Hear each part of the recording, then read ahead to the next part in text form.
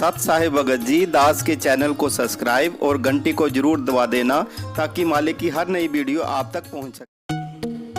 तीनों देवा कमल दल बसे, ब्रह्मा विष्णु महेश, प्रथम इनकी वंदना, फिर सुन सतगुर उपदेश।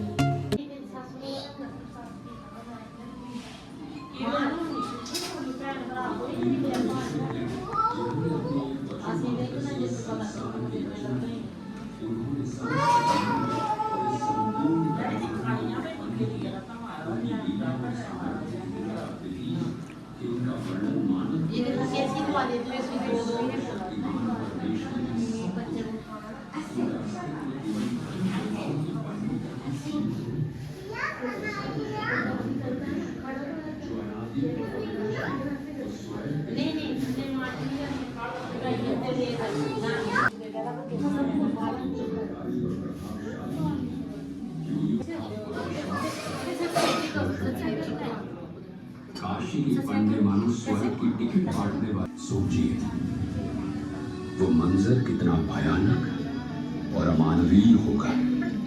धर्म की पतवार को थामे हुए इन स्वार्थी ब्राह्मणों ने धर्म का मार्ग त्याग कर अधर्म के इस घिनौने कृत्य को कैसे स्वीकार कर लिया होगा। जो धर्म सत्य, करुणा और अहिंसा का प्रतीक है, उसे उन लालची पंडों ने लोभ और क्रूरता की भेंट चढ़ा दी। ये दृश्य केवल मानवता का अपमान नहीं था, बल्कि धर्म और विश्वास के नाम पर किए गए सबसे बड़े छल का प्रतीक था। ये 15वीं सदी का दौर था। कबीर परमेश्वर जी भक्ति युग की मशाल जला चुके थे और उनका उद्देश्य था पाखंड और अंधविश्वास की जड़ें उखाड़ फेंकना। उनकी शिक्षाओं और उनके अद्वितीय आध्यात्मिक ज्ञान ने आदि सनातनी भक्ति को फिर प्रकाशित करते हुए उस काल के काशी के लालची पंडों ने इस स्थिति का फायदा उठाते हुए उन बुजुर्गों की सेवा और देखभाल के नाम पर उनके बच्चों से भारी धनराशि वसूल करनी शुरू कर दी। श्रद्धालु अपनी आस्था और माता पिता की स्वर्ग प्राप्ति की लालसा में इन लालची पंडितों को मनमानी रकम देते गए। ये पूरी व्यवस्था धर्म के नाम पर फैल बुजुर्गों की सेवा और देखभाल करने में असमर्थ हो गए, तो उन्होंने अपने स्वार्थ और लालच को पूरा करने के लिए एक नया षड्यंत्र रचा। पाखंडी पंडितों ने ये अफवाह भगवान का एक क्रोध आता है। उन्होंने ये दावा किया कि यदि कोई श्रद्धालु इस क्रोध के नीचे लेट जाए तो वो सीधे स्वर्ग जाएगा।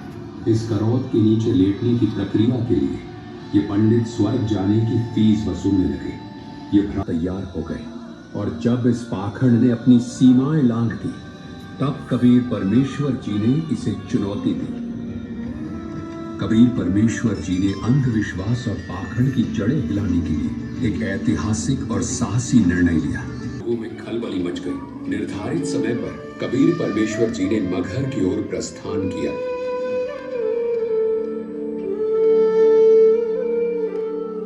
ये सुनकर काशी नरेश वीर देव सिंह बघेल अपने सैनिकों और पंडितों के साथ मगहर के लिए रवाना हो गए। मगहर पहुंचने पर वहां के शासक बिजली खान पठान, जो कबीर साहिब जी के शिष्य थे, वो भी अपने सैनिकों और मुसलमान लोगों के साथ गुरुदेव के स्वागत और अगुवाई के लिए पहुंच गए। उन्होंने गुरुदेव को दंडवत प्रणाम किया। कबीर परमेश्वर जी ने बिजली खान पठान को कहा, राजमहल से जल लाने की कोई आवश्यकता नहीं, मैं नदी में बहते जल में स्नान करूंगा। बिजली खान पठान ने अपने गुरुदेव कबीर परमात्मा जी से प्रार्थना की, हे गुरुदेव, यहाँ पास में ही एक आमी नदी है जो भगवान शिव के श्राप के कारण बहुत समय से जल विहीन है। राजन, चिंता ना करो, मुझे उस नदी के पास ले चलो। नदी के पास पहुंचने पर कुछ दूरी पर जोरदार धमाके की आवाज सुनाई दी और जमीन के अंदर से एक विशाल जलधारा फूट पड़ी जो आसमान की ओर ऊंचाई तक दिखाई दी।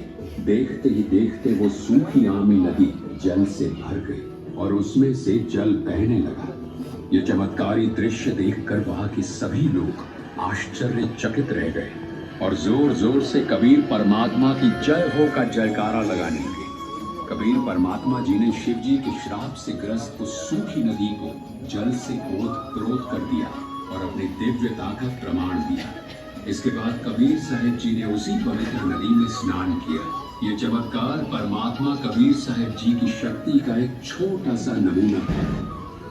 कबीर परमात्मा नरेश बिजली खान पठान अपने मन में विचार कर रहे थे कि हम कबीर परमेश्वर जी का अंत संपन्न करने के लिए दृढ़ थे। ये स्थिति उस समय की धार्मिक कट्टर और वैचारिक संघर्ष को दर्शाती है, जिसे कबीर साहिब जी ने अपने पूरे जीवन में तोड़ने का प्रयास को भी एक चमत्कारी मोड़ दिया। दोनों सेनाओं को आमने सामने खड़ा देख कबीर परमात्मा जी ने स्थिति को अपने गुरुदेव के सामने सिर झुकाकर खड़े रहे और कुछ नहीं बोले। जब काफी समय बीत गया और किसी ने कुछ नहीं कहा, तब पास खड़े एक मुसलमान सैनिक ने आगे बढ़कर कहा कि हे कबीर जी, हम आपका अंतिम संस्कार मुस्लिम रीति रिवाज और उनकी सेनाओं को संबोधित किया। उन्होंने कहा, तुम सब एक ही परमात्मा की संतान हो। धर्म, जाति और परंपराओं के नाम पर लड़ाई करना व्यर्थ है। हिंदू और मुस्लिम दोनों को एक साथ मिलजुल कर प्रेम और भाईचारे के साथ रहना चाहिए। एक चादर बिछाओ और जब मैं लेट जाऊं तब मेरे ऊपर एक और चादर डाल देना। और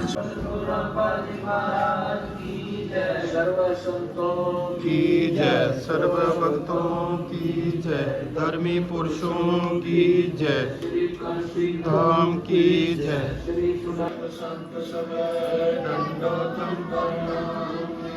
आगे पीछे मांडवे तिनको ना कुर्बान जाल व्यंजन दिले कम निज नीरगुना अपननु दे सुनदुना सोहम सुरति समाप्त सकल समाना नीरत्न कुतुले अंबर हरदम्मा देश दयाला असुर निकंदन कर पैमाला लाभ काल के पावक और पवना गगन सुन दरियाई तुमा धर्म राय दरबार नीचे सूर्य सरों का करें बेड़ा सत्कारा